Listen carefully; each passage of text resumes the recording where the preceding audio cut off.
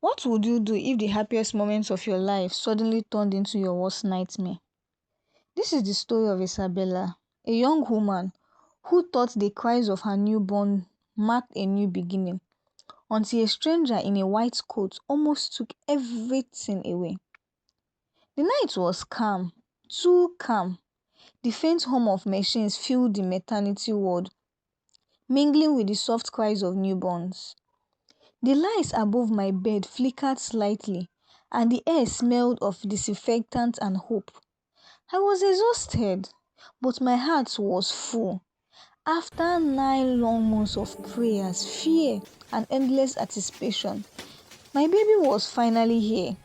My bundle of joy, my son, my miracle. He lay in a small cot beside me, wrapped in a pale blue blanket.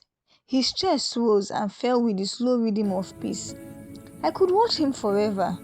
Every breath he took reminded me that he was real, that I had done it. I had brought life into this world. I wanted to rest, but I was afraid to close my eyes. The moment felt too precious to miss. My husband, Daniel, has stepped out to fetch a few things from home.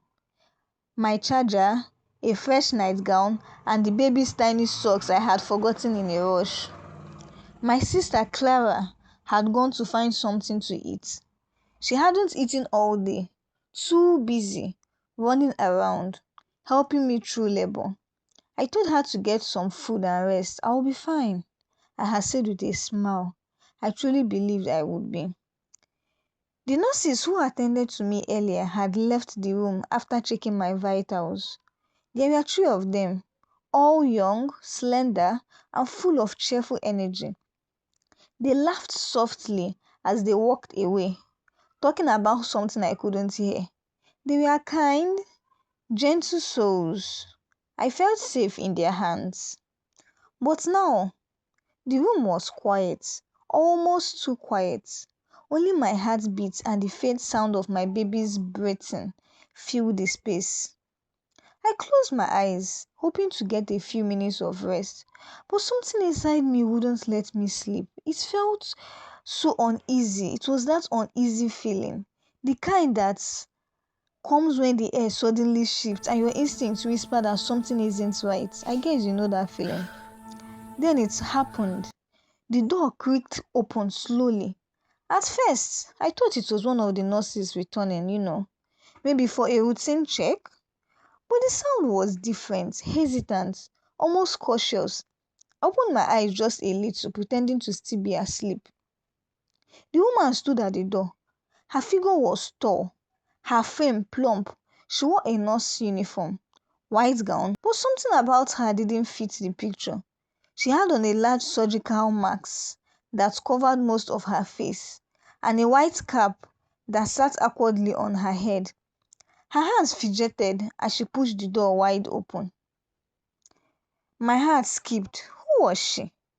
She didn't move like the other nurses. There was no confidence, no calm. Instead, she moved quietly, tiptoeing as if afraid of being seen. The dim light from the corridor spilled across her gown, and I noticed her eyes darting around the room. She thought I was actually asleep. I stayed still, watching her through half-closed eyes. She walked towards the baby's cot slowly, her footstep barely making a sound. Every movement she made was calculated. My throat tightened. I told myself maybe she was just checking on my baby. Maybe she was new. But something about her energy screamed all wrong. The closer she got to the cot, the more my heart raced. I wanted to call out, but my voice refused to come. I could feel my pulse in my ears. The woman bent down, her gloved hands trembling slightly as she leaned over my baby. Then she did something that froze my blood. She reached into the cot and lifted my baby, my son, my precious child. He let out a small whisper, a soft sound that shattered the silence. I shut up immediately. "Where are you taking my baby?" I said sharply, my voice shaking. The woman jerked, clearly startled that I was awake. She turned to me, her eyes wide above the mask. "Oh, the baby?" She stammered, her voice uneven. We need to take his weight. Yes, yes, his weight." She gave a nervous chuckle, clutching the baby closer. Her word made no sense to me. My baby's weight had already been taken earlier that evening. I remembered clearly. One of the other nurses had done it while Daniel watched proudly, even joking that our baby was already stronger than him. Why was this woman lying? My fear turned into anger. "Give me my baby! Give it to me now!" I demanded, pushing myself up even though pain shot through my body. I didn't care. Every instinct in me screamed that something was terribly wrong. The woman hesitated, her eyes darting from me to the door. I could see her breathing fast beneath the mask. For a moment, she stood frozen, then slowly, reluctantly, she walked towards me and placed baby back in my arms. My hands trembled as I held him close, his warmth grounding me in the storm that was brewing. Without a word, the woman turned towards the door and started to hurry away. Well, but she wasn't that fast enough. Just as she reached the doorway, the door swung open. My sister, Clara, stepped in holding a tray of food. The woman collided with her so hard the food spilled across the floor. Clara gasped in surprise. "What is going on?" she asked, looking from the stranger to me. "Hold that woman! Hold that woman! She's a thief! She's not a nurse! She tried to take my baby! Please hold her tightly!" Clara didn't hesitate. She dropped what was left of the tray and grabbed the woman by the waist.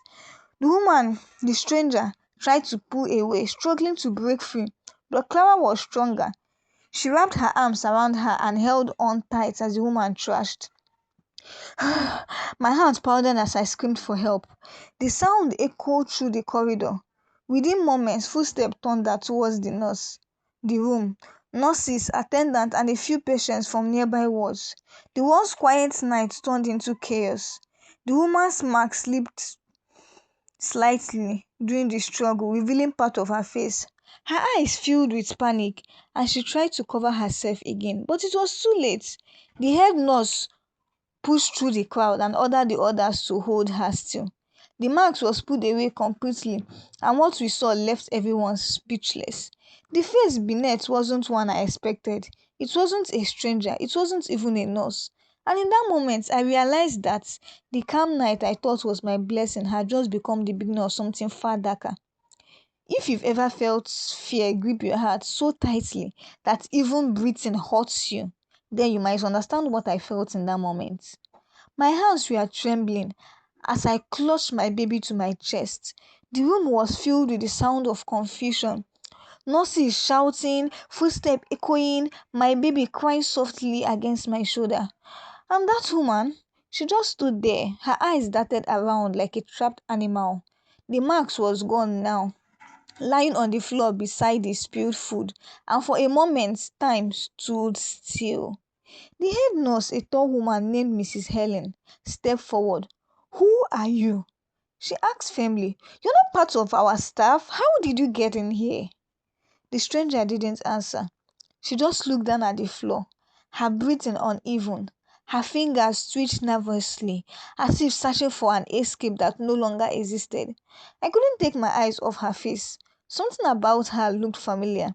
Not entirely, but enough to make my stomach twitch. Mrs. Helen repeated herself louder this time. "Who are you?" The woman's lip trembled. I came to help," she muttered. "To help?" Clara snapped. "You tried to take my sister's baby. Who sent you?" The woman's head jerked up at that question. Her eyes met mine for a brief second, and I saw something strange in them, a mix of pain and desperation. It was as if she wanted to say something but couldn't. Before anyone could speak again, Daniel burst through the door. Out of breath, he froze when he saw the scene. The spilled food, the crowd, and me sitting on the bed holding our baby tightly. His face turned pale. "What happened?" he asked, rushing to my side. "Isabella, are you okay? What is going on?" I didn't even know where to begin. My throat was dry, my voice trembling as I tried to explain. She came in. She came in. Oh, she was pretending to be a nurse. She tried to take the baby. Daniel's eye widened. He turned towards the woman. What? The stranger refused to look at him. She kept her gaze fixed on the floor. Tears started welling up in her eyes. Something in Daniel's expression changed. Confusion, recognition, and then shock. Wait, he whispered. Is that Amanda? The moment he said that name, the air in the room grew heavy. I stared at him, trying to make sense of what I had just heard. Amanda? The name sounded familiar. Yeah, very, very familiar. Like a shadow from the past. I never fully knew. Daniel had mentioned her once, years ago. The woman who broke his heart before we met. But that was a lifetime ago, or so I thought. The nurses exchanged looks, murmuring quietly among themselves. Clara crossed her arms, glaring at the woman. So who exactly is she, Daniel? Daniel rubs his forehead, struggling to find words. She's someone I used to know, he finally said, his voice slow. We were together a long time ago, before I met Isabella. But I don't understand what she's doing here. Amanda finally spoke. Her voice was soft, trembling. You moved on so fast. Daddy, you built a new life. You had a family while I was still trying to pick up the pieces of what you left behind. Everyone in the room silent. My heart was pounding again, harder this time. I stared at her, unsure if I should feel angry or afraid. I didn't come here to hurt anyone, Amanda continued, her voice shaking. I just wanted to see the baby. To see my baby? I said in disbelief, and fear mixing in my voice. You were about to walk out of this room with him. What are you planning to do? Her eyes filled with tears. I don't know, she whispered. I didn't plan it. I just wanted to hold him. I thought maybe if I held him, I could feel what I lost again. Her voice made no sense, but her face told a story of pain I couldn't ignore. Still, that didn't excuse what she tried to do. Daniel stepped forward slowly. Amanda, you shouldn't be here. You can't just walk into a hospital and pretend to be a nurse. She looked at him with trembling lips. I know, but you wouldn't answer my calls. You blocked me, Daniel. I just wanted to talk to you. You left me. You chose her over me. What did I do? You were supposed to come back begging me. You were supposed to beg me, but you just left and you married someone else. And look at you. You are happy. You are happy with a child now. Clara scoffed. Are you aware of talking? He's dressing like a nurse and sneaking to a maternity ward to take someone's baby? Mrs. Ellen raised her hand, signaling for everyone to calm down. Enough, she said. We will call security and report this immediately. Amanda didn't resist. She just stood there quietly, tears streaming down her face. Her shoulders slumped, and for the first time, she looked defeated. The guards arrived within minutes, and the nurses explained everything. One of them found an old staff ID tag hanging around Amanda's neck. It was fake, printed on glossy paper. She must have forged it to get through the hospital entrance. Before they took her away, Amanda turned to look at me. Her voice was soft, almost pleading. I'm sorry, Isabella, she said. I didn't mean to hurt you. I just wanted something to hold on to. I couldn't respond. I held my baby tighter, tears burning in my eyes. I wanted to say something, anything, but no words came out. I just watched as they led her away down the hall, her figure disappearing into the dim light. When the door finally closed, I let out a shaky breath. I didn't realize I had been holding. My sister sat beside me, her face pale but relieved. Daniel stood by the window, silent. He didn't look at me. The nurses cleared the mess and left the room quiet again. But it wasn't the peaceful kind of quiet. It was the heavy kind, the kind that comes after a storm. I stared at Daniel, searching his face for answer, but all I saw was guilt. You knew her, I said softly. He nodded slowly. Yes, but I never thought she would do something like this. His words didn't comfort me, they scared me.